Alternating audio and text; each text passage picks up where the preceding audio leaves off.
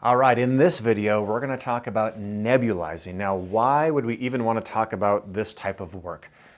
One of the key tools that I've used now for over 20 years is understanding drainage.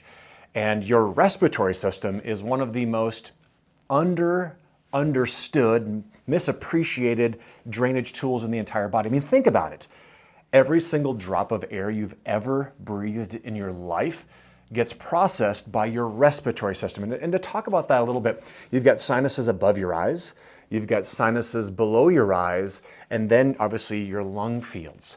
And when it comes to getting well, we must address the respiratory system. So one of the tools that we use is nebulizing. So the term nebulizing is really, so there's a tool called a nebulizer, and what it does is it vaporizes certain particles, certain liquids, so that they can go into your respiratory tract and do what they're supposed to do. So in this video, I'm going to walk you through how to use a nebulizer, how to actually do a treatment, a few of the tools that we use, and again, if you have any questions, talk to your coach about other steps that might happen. So first off, the nebulizer. There is a link in your handout of which nebulizer to get. Understand that those links can change every once in a while, so find one that looks like this. What you don't want is one of those little battery-operated ones. Those ones do not last long. They're not worth it.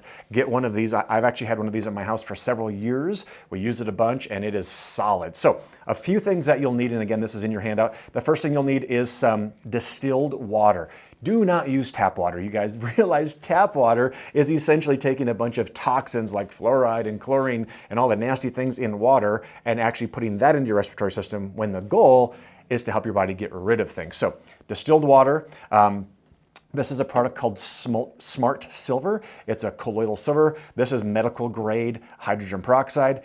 And just know that our team is always looking for new products that are appropriate to use inside of the nebulizer, so your coach or our team may give you other things that can be used. But for the sake of this video, these are the ones that I'm going to talk about. Okay, so you've unboxed your nebulizer, and this little device here is where it holds the product. So you start by taking the orange spot out, and then you start by putting water inside of this. So on the side of this, there's little numbers. So you're going to start by putting 2 to 4 milliliters of distilled water into this cup.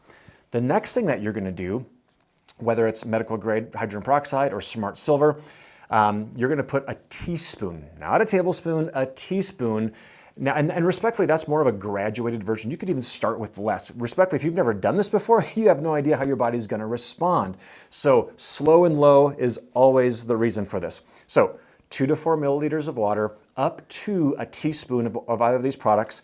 You then put the cap back on, and then you will put the mask on. And this is important because we want to be able to isolate different parts of the body. Once the mask is on, obviously you need to plug in your device. This goes into the bottom, and the compressor will then vaporize the liquid that's inside of here. So when you turn it on, you'll see like a steam come out of the mask itself. We want to be able to condition your entire respiratory system.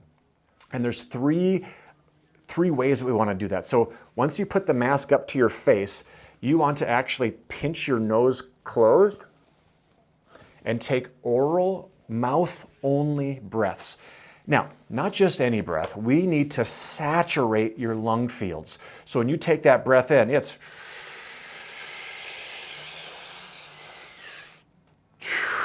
so big breaths in. So you're going to do 10 of those back to back to back. And understand, when you start to go inside of your respiratory system, it might cause you to cough or hack a little bit. That's okay, because we're in there trying to clean things out a little bit.